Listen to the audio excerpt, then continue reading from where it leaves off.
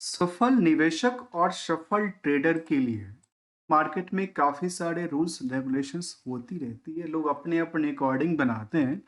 आज दोस्तों हम लोग चर्चा करेंगे एक ऐसी नियम के ऊपर, एक ऐसे रूल, मास्टर रूल के ऊपर, जिसको कहते हैं सफल ट्रेडिंग हो या सफल इन्वेस्टमेंट की पार्ट।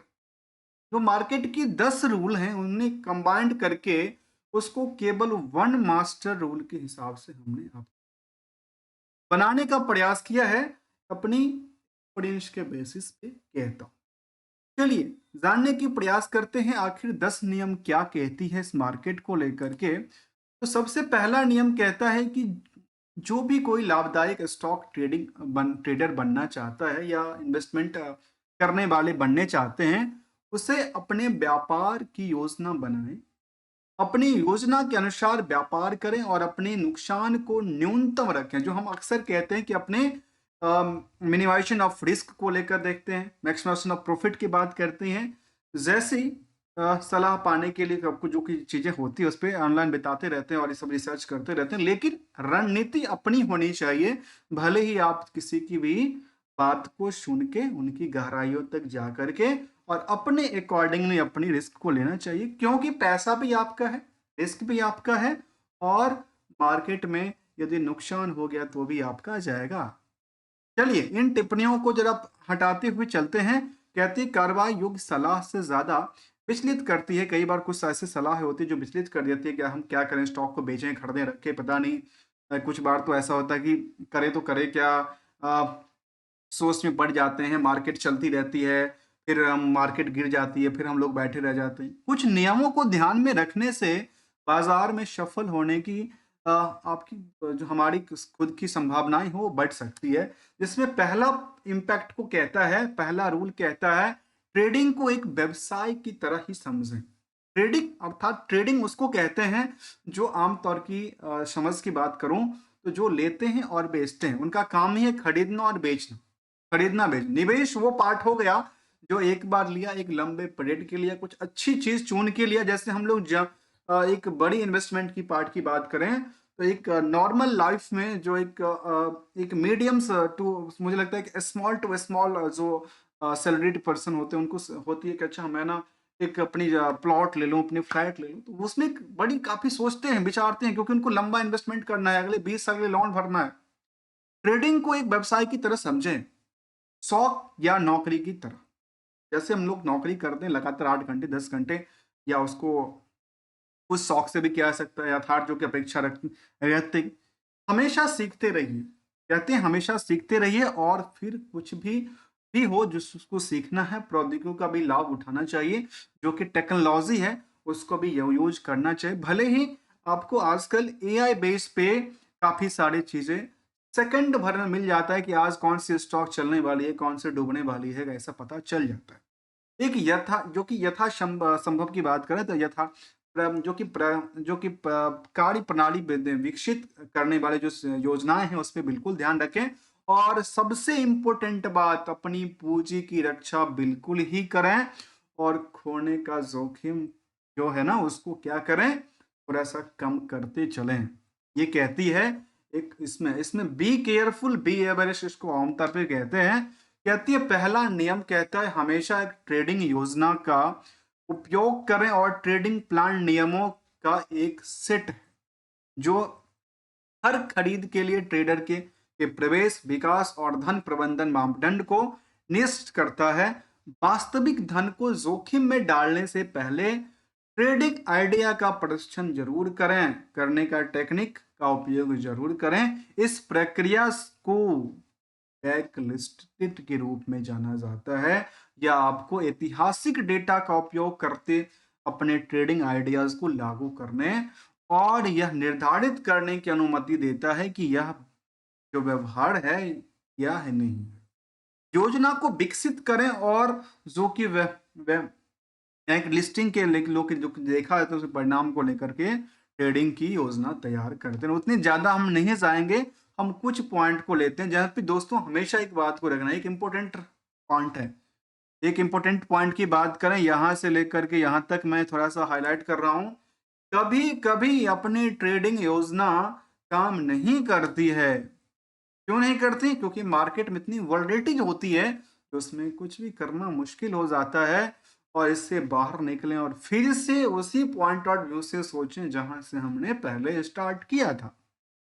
दूसरी रूल की बात करती है कि ट्रेडिंग को एक व्यवसाय की तरह ही समझो, जो हमेशा हम समझते हैं, तभी हम लोग सफल हो सकते हैं और अपने ट्रेडिंग को एक शौक और नौकरी के तौर पे देखते रहें, क्योंकि इससे से क्योंकि जब तक कंसंट्रेशन नहीं होगा ना, जब तक मार्केट में कंसंट्रेशन नहीं होगा, तब तक हम कुछ नहीं कर पाएंगे। और कंसंट्रेशन के साथ साथ डिसीजन भी चाहिए होता है। इसीलिए इन दोनों चीज़ों पर वास्तविक हमें समझना चाहिए। उसके लिए एक वेतन जो कि जोखिम है, अनिश्चितता है, तनाव है, ये सब चीज़ों से भी थोड़ा-सा परहेज़ करना चाहिए। अक्सर जो व्यापारी हैं, की कल्पना करते हैं कि भविष्यवाणी के व्यवसाय में और लगता है कि रात में सोएँगे तो सुबह स्टॉक की प्राइस जो है ना, वो 200% बढ़ जाएगी। दोस्तों, ऐसा नहीं होता। ये मार्केट में धीरे-धीरे करके अपनी अपनी रूल्स को, अपने रेगुलेशन को, एक अपनी प्रणाली को, सिस्टम को बनाई। नहीं तो कंपनी क्यों है? कंपनी भी एक सिस्टमिक तरीके से चलती है। कंपनी का नाम ही एक प्रोसेस है, जहाँ पे प्रौद्योगिकी का अपने लाभ के लिए उपयोग करते रहें, जो कि नियम 3 कहता है। अर्थात आप रिसर्च कीजिए, टेक्नोलॉजी का यूज़ कीजिए, जिसमें कि आजकल नया एआई का बेस का ज़माना चल रहा है, जिसमें कि अनंत चीज़ों का विश्लेषण किया जा सकता है। किसी तरह के ऐतिहासिक डेटा चाहिए, हिस्टोरिकल डेटा बेस को आपको ट्रैक निकालना है, वो करना है, ब्रेकआउट होने वाली स्टॉक है, ब्रेक इवन पॉइंट पे पहुंचने वाली है, ब्रेक डाउन होने वाली स्टॉक, इसको बिल्कुल यूज करना है। हाई स्पीड इंटरनेट और कनेक्टिविटी ट्रेडिंग के लिए चाहिए होता है। और रूल नंबर चौथा कहता है अपनी ट्रेडिंग पूंजी की सुरक्षा हमेशा करते रहें, कि ट्रेडिंग अकाउंट के लिए पर्याप्त धन जमा करते रहें और इसमें भी आपको एक सुरक्षित ट्रेडिंग करना चाहिए, जिस पे हमने डिटेल यहाँ पे मेंशन करके रखा। नियम 5वां कहता है बाजार का छात्र बने हमेशा ही। बाजार में एक्सपर्ट कोई नहीं है, बाजार में कोई भी एक्सपर्ट नहीं है। बाजार में हमेशा कुछ ना कुछ सीखने को मिलता है, क्योंकि बाजार है, बाजार में लाखों करोड़ों लोग आएंगे। किसका कौन सा बिहेवियर होगा उसको समझना मुश्किल है। इसीलिए व्यापारियों की तरह ही उनको थोड़ा समझने की प्रयास करें। अपने आप को जब आप स्टॉक मार्केट में ट्रेडिंग कर रहे हैं, अपने आप को एक व्यापारी समझें। जैसे आप कोई बड़ी इंडस्ट्रीज, बड़ी जगह की बड़ी से कारोबारी बैठे हैं। रूल 6 कहता है केवल उतना ही नहीं, जोखिम उठाएं। चलिए, जोखिम तो उठाना पड़ेगा ही, मार्केट है तो रिस्क है, कारोबार भी रिस्क है, हमारी पर्सनल लाइफ भी रिस्क है।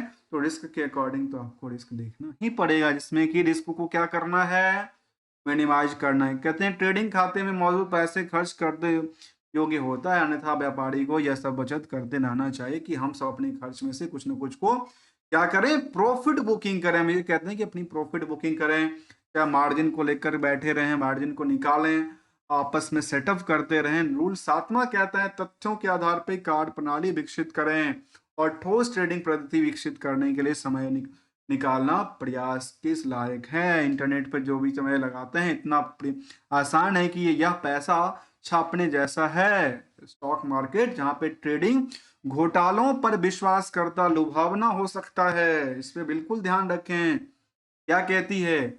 आपके सामने, हमारे सामने कई सारे उदाहरण हैं जहां पे लोगों के सामने दिखाई जाती है जो ये स्टॉक में बड़ी रैली आने वाली है, पर पता चलता है वो तो स्कैम में चला गया, क्योंकि मार्केट में किसी ने स्पॉन्सर्ड कर दिया, जो स्टॉक में ऐसी ही विचलित व्यवसाय चलने वाली। रूल 8वां कहता है कि हमेशा स्टॉप लॉस का उपयोग करें। क्या कहती है? हमेशा स्टॉप लॉस का उपयोग बिल्कुल करें। स्टॉप लॉस जोखिम की एक वो पुरानी बात कहती है, जो अपने रिस्क को आप उतने तक लिमिट कर सकते हैं, अपनी लॉस को लिमिट करके ही चलें। जो हमें 10%, 20%, 10-40% की हम लॉस पे निकल जाएं, या 8% में निकल, अपनी अपनी सबकी जोखिम उठाने की, नुकसान झेलने की क्षमता होती है। पैसा बर्बाद करने, लेकिन पैसे को हमेशा सुरक्षित करने का प्रयास करें। नियम 9वां कहता है कि जाने की ट्रेडिंग कब रोकनी है, या प्रभावी ट्रेडिंग योजना है या नहीं है, इन सब चीज़ों पे भी ध्यान देना चाहिए। करने के लिए 2 अच्छे कारण भी हो सकते हैं और इसमें भी ध्यान थोड़ा-सा देना चाहिए। 10वां नियम कहता है ट्रेडिंग को परीक्षे से को लेकर रखें और अपने ट्रेडिंग कर रहे हो तो सभी अब तस्वीर पर ध्यान केंद्रित रखें, क्योंकि यहाँ पे मैंने कहा ना कंसंट्रेशन जरूरी है। यदि ट्रेडिंग के दौरान आपका कंसंट्रेशन बिगड़ा तो आप तो कहीं के रहे नहीं। पता चला वो तो हम इस प्राइस पे ट्रेडिंग करने वाले थे और वो किसी और प्राइस पे चले गए। जितने वाला ट्रेड मुनाफे वाले व्यवसाय की ओर सिर्फ एक कदम है और संचयी लाभ ही एक अंतर पैदा करती है। और क्यों, और इन सब के पीछे दोस्तों एक रूल जो हमने पहले कहा था, और वो रूल कहता है, पता है क्या? इन 10 के पीछे केवल एक मास्टर रूल अप्लाई होता है और वो मास्टर रूल पता है क्या है? मास्टर रूल कहता है जो हमेशा अपने पैसे को सुरक्षित रखें और हमेशा अपनी एक पद्धति के तहत, मास्टरी गोल्डन रूल कहता है कि जब भी जाएं इंटर मार्केट में करें, जिस भी सेक्टर में कर रहे हैं उसको ले लीजिए, आप मानिए उसको न्यूट्रल। उसमें पीरियड का ध्यान रखिए, कितने दिन के लिए रखना चाहते हैं पहले उसको ध्यान रखें। इसमें टाइम को लेकर के, परसेंटेज को लेकर के, हम कितनी परसेंट रिस्क लेकर के कितनी परसेंट कमाना चाहते हैं, तो ये इसका भी ध्यान रखिए। और जब कमाई हुई पैसा आपकी प्रॉफिट दिख रही हो पोर्टफोलियो के अंदर, तो उसको क्या करना चाहिए? प्रॉफिट को बुक करके घर ले जाना चाहिए। थोड़ा थोड़ा करके प्रॉफिट बुक करना चाहिए, क्योंकि हमेशा कोई ना कोई ट्रेडिंग चलती रहती है।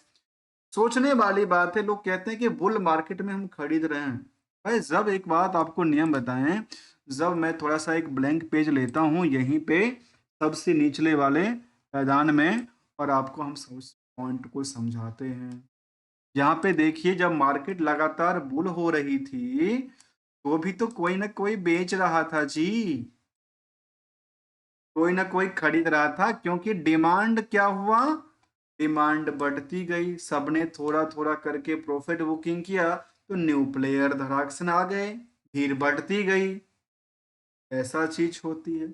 जब गिरती है तो भी तो कोई ना कोई खरीद रहा है नीचे बैठ करके, कोई ना कोई खरीद रहा है लोअर टू लोअर पे। तो यहाँ भी क्या हो रहा है?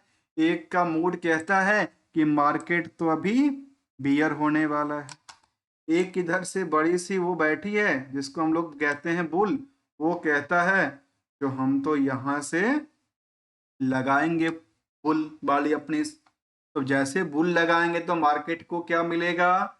उसी रेशियो में होता है ट्रेडिंग। और ट्रेडिंग में कुछ इम्पैक्ट को और समझना चाहिए, जिसमें कि पहला बात करूं तो फंडामेंटली समझना चाहिए। आखिर जो भी कंपनी की ट्रेडिंग कर रहे हैं उसका बिजनेस क्या है, उस बिजनेस को अपना बिजनेस मानना जरूरी है। तभी आप समझेंगे जो आखिर उसमें क्या है। उस बिजनेस को समझिए, उस बिजनेस में कितनी परसेंट की रिस्क है उसको समझना जरूरी है। इसके अलावा जो ट्रेंडिंग वेव था स्टॉक की उसका क्या आंकड़ा था। फंडामेंटली में और कुछ इम्पैक्ट पड़ते हैं जो कि परसेंटेज और रेशियोज को हम लोग देखते हैं डीपली स्टडी के अंदर, उसको देखना जरूरी है। केबल और केबल हम लोग चार्ट ग्राफ या फिर परफॉर्मेंस लेवल सेल्स को आंकड़ा देख करके नहीं कर सकते, क्योंकि सेल्स में एक बात छुपी होती है। जो सेल्स तो एक बुक कर दिया गया वैल्यू है, प्रॉफिट भी वही है, हाथ में तब आता है जब इनके पास डेटर से पैसा आ जाता है। ये इन सब चीज़ों को रिस्क के अकॉर्डिंग देख करके समझ करके और करना चाहिए। हमारे साइड से कभी भी, और एक बेस्ट वेबसाइट्स है जिस पे हम चर्चा कर रहे हैं, Google finance is the best website. चाहे डोमेस्टिक मार्केट से लेकर के ग्लोबल मार्केट तक की यहाँ पे हर एक पल की खबर मिलती रहती नजर आती है। और किसी भी कंपनी को लेकर, किसी भी प्रोडक्टिविटी को लेकर हमारे साइड से कोई भी ट्रेडिंग एडवर्टाइजिंग की बात बिल्कुल शामिल नहीं होता। Only as a learning point of view से हम आपके साथ कुछ इंफॉर्मेटिव इंफॉर्मेशन लेके आते हैं जो ये काम हो सकता है, बन सकता है।